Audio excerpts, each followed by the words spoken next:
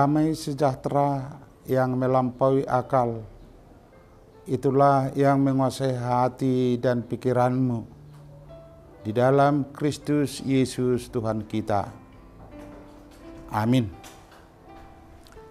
Bapak, Ibu, Saudara yang dikasihi Tuhan, firman Tuhan yang menyapa kehidupan kita di pagi hari ini, yang diambil Selasa tanggal 22 Agustus tahun 2023. Diambil dari kitab Ayub pasal 5 ayat 8, dikatakan, "Tetapi tentu aku akan mencari Allah, dan kepada Allah aku akan mengadukan perkaraku.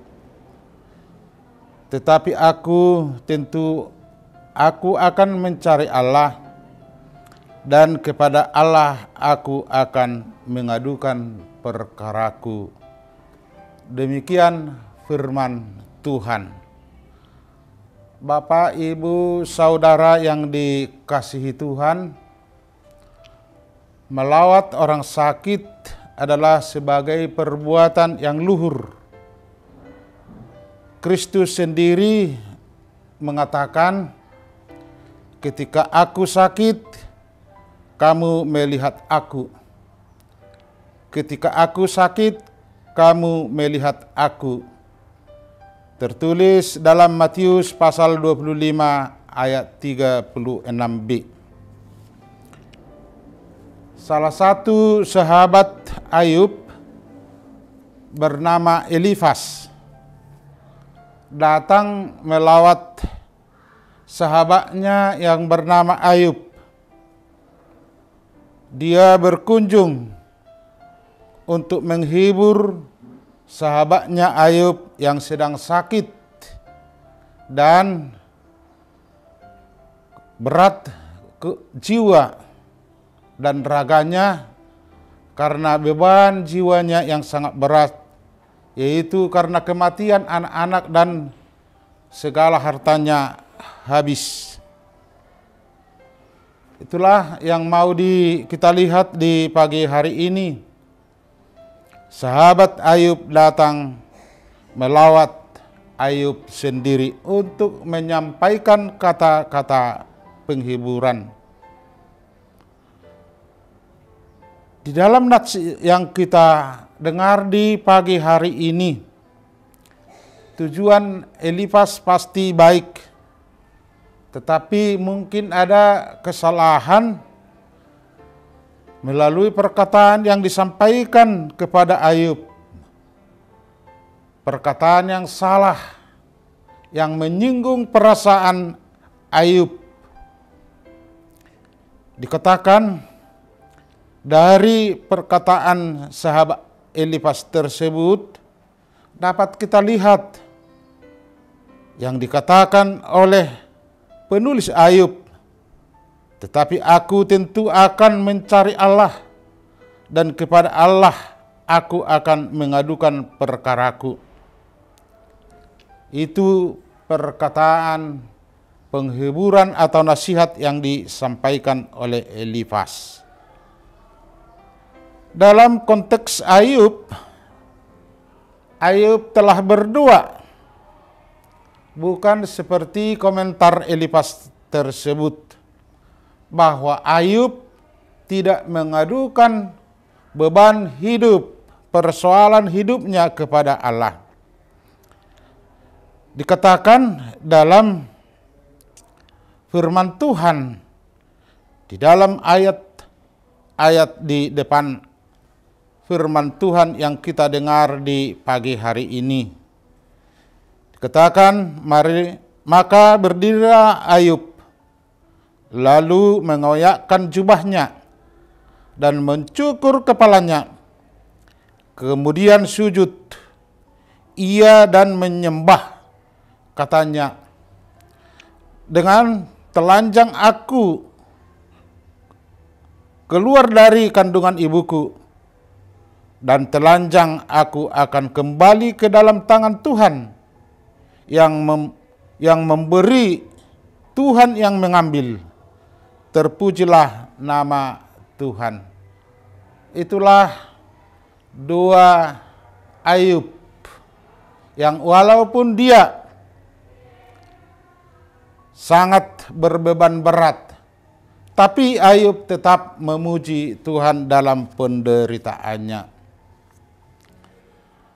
Ayub telah menderita sakit fisik. Sakit Ayub kita lihat bertambah karena kehadiran sahabatnya.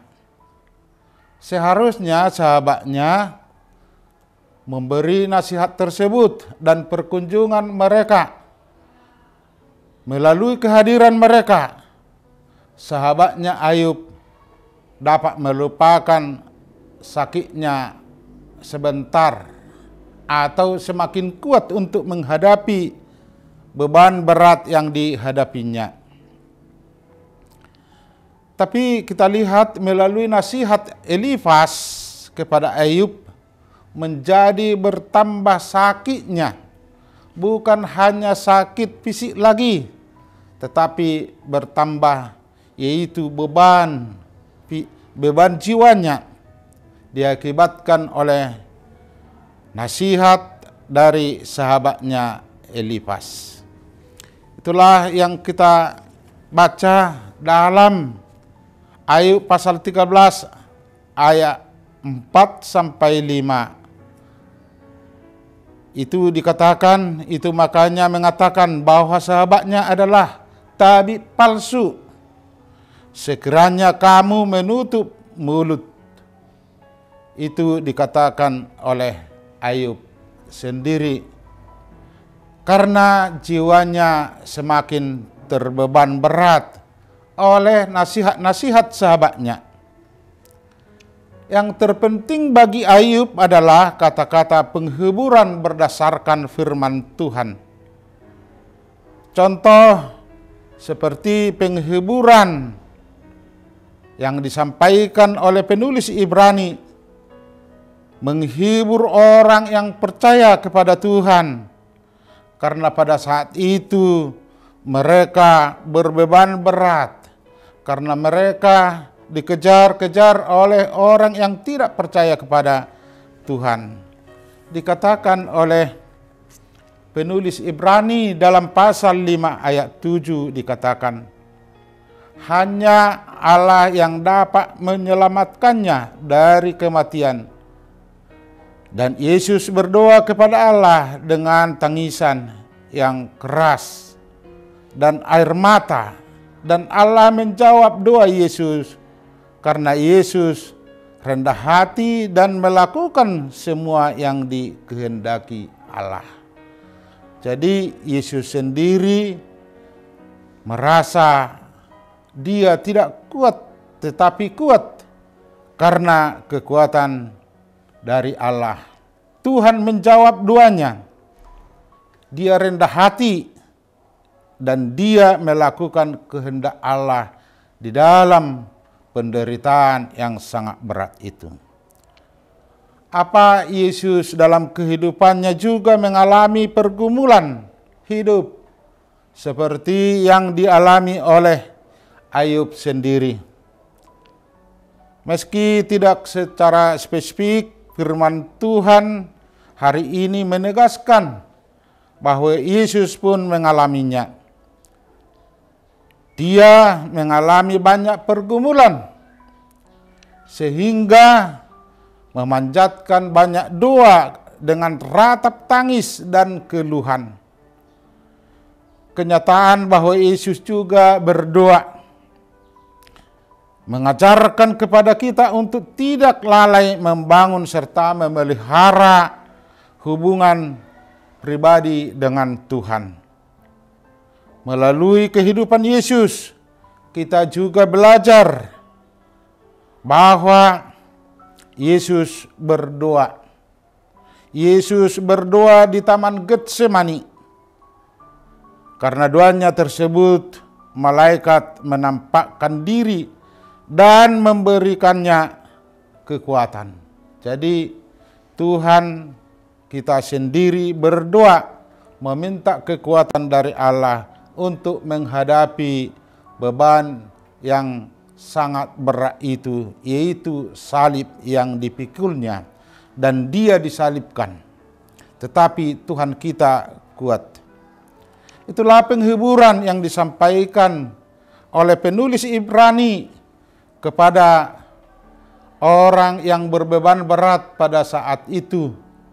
Karena gereja dikejar, gereja sangat berbeban berat karena akibat dari kesaksian mereka bahwa Yesus adalah Tuhan. Kata Elifas kepada Ayub, seperti yang dikatakan tadi, sebagai tekanan dikatakan dia, tetapi aku. Maknanya bahwa kata Elifas, kata aku, mendorong Ayub supaya meniru seperti Elifas sendiri. Elifas tidak mendorong Ayub untuk tetap teguh, berpegang teguh kepada firman Tuhan. Tetapi dia mau meneladankan bahwa dia seakan-akan kuat menanggung derita karena doanya, karena diakibatkan doanya. Jadi melalui pembacaan firman Tuhan yang kita dengar di pagi hari ini, Ayub ingin terhibur melalui sahabat-sahabatnya. Yang diinginkan oleh Ayub sendiri, yaitu penguatan melalui firman Tuhan. Karena firman Tuhanlah membuat Yesus kuat dalam deritanya.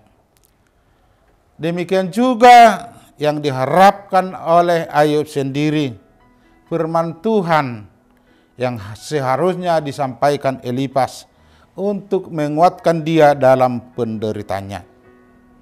Jadi yang harus kita lakukan yang sedang melawat orang sakit adalah seperti orang yang melawat Yesus. Yesus sedang sakit.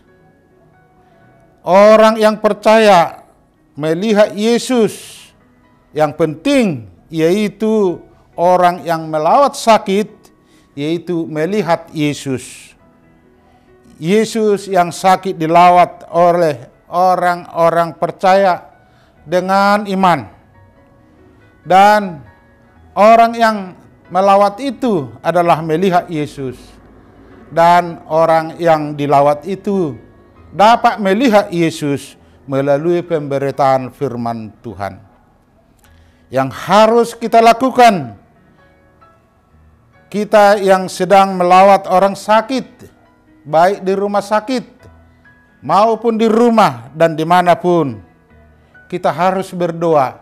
Kita harus mendoakan kata-kata yang mau kita sampaikan, supaya kata-kata yang kita sampaikan kepada orang sakit dapat Tuhan memakainya menjadi penghiburan dan kekuatan bagi orang sakit.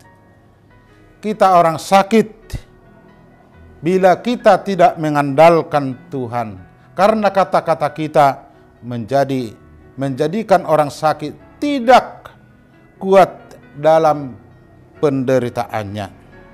Seharusnya yang terpenting kita berdoa dulu supaya Tuhan mengajari kita menyampaikan firman Tuhan dan kata-kata penghiburan kepada orang sakit. Yang dibutuhkan kita orang yang sehat adalah pertolongan Tuhan. Demikian juga orang yang sakit pasti mau ditolong firman Tuhan. Karena firman Tuhan itulah kekuatan dan penghiburan kepada kita orang yang percaya. Tuhan sangat peduli kepada kehidupan kita. Karena Tuhan peduli kepada kita, kita harus peduli kepada orang yang sedang sakit. Dan mari kita melawat mereka dan memberitakan firman Tuhan dan memperkenalkan firman Tuhan. kita menyampaikan firman Tuhan, yaitu menyatakan bahwa Yesus adalah penolong di segala hal kehidupan kita. Sakit jiwa, sakit fisik, Tuhan dapat menolong dan menghibur kita melalui firman-Nya yang telah disampaikan kepada orang percaya. Amin. Mari kita berdoa. Ya Allah Bapa kami yang di surga, puji dan syukur kami ucapkan di pagi hari ini. Tuhan, melalui firman-Mu yang kami dengar di pagi hari ini, ajarlah kami Tuhan untuk saling mengasihi dan berbuat kebaikan-Mu melalui memberitakan firman-Mu kepada saudara-saudara kami yang berbeban berat, yang sedang sakit. Utuslah kami Tuhan menyampaikan berita kesukaan, berita kekuatan. Dengarlah doa kami Tuhan pada pagi hari ini. Bila ada saudara-saudara kami yang sedang sakit, hiburkanlah mereka. Demikian juga kuatkan iman mereka, supaya mereka tabah dalam penderitaan yang mereka hadapi. Banyak sakit yang dialami oleh saudara kami, mungkin itu adalah sakit fisik, mungkin itu sakit dalam beban jiwa. Tuhan, lawatlah mereka melalui pertolongan-Mu, melalui doa kami ini. Ajar kami untuk berbuat kasih kepada saudara-saudara kami, supaya firman-Mu yang kami sampaikan kepada orang yang sedang sakit menjadi berita sukacita, menjadi berita kekuatan, dan menolong mereka supaya tetap teguh beriman kepadamu dan selalu teguh berpengharapan di dalam kasih-Mu. Demikian juga ya Tuhan kami, Allah kami yang Maha Pengasih, segala aktivitas kami pada hari ini kami serahkan ke dalam tangan-Mu. Melalui pekerjaan kami, berkatilah itu, supaya dapat kami menikmati hasil dari pekerjaan kami. Tuhan, segala kekurangan dan dosa kami, hapuskanlah itu, supaya layak kami di hadapan-Mu. Dalam Kristus Yesus kami berdoa. Amin.